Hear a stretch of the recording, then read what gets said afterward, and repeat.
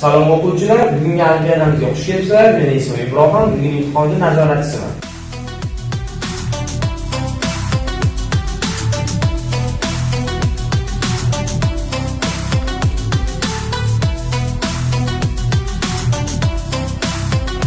Shu bilan imtihonimizni boshlaymiz bolalar. Hammaga omad, yaxshi hayajonlanmasdan ishlaylar.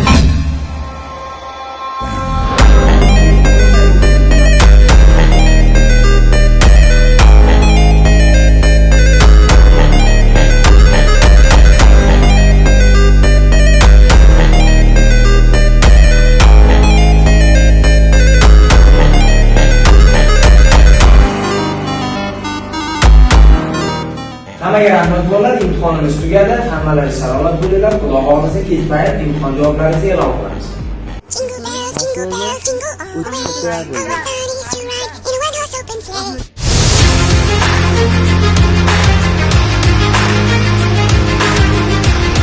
Olimpiadasida 3-o'rinni egallagan Ibrohimjon va Nozimaxon qizimizni ushbu maqtov yordami bilan tabriklaymiz. Qani taqdirlar.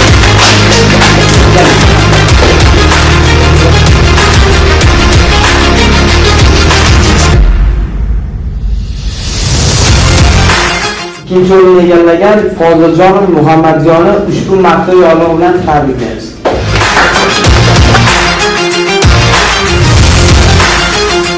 Birinchi o'rinni egallagan Teshaboy Eldorbekni ushbu maqtov yordami bilan taqdirlab qo'yamiz. Shu bilan birinchi o'rinni egallagan g'olibimizga 100% bir oylik chegirmamiz, ikkinchi o'rinni egallagan sohibimizga 50% va uchinchi o'rinni egallagan sohibimizga 30% bir oylik chegirmalarimiz mavjud. Hammalaringizga rahmat bolalar. Keyingi imtihonlaringizda, keyingi o'qishlaringizda hammaga omad tilayman.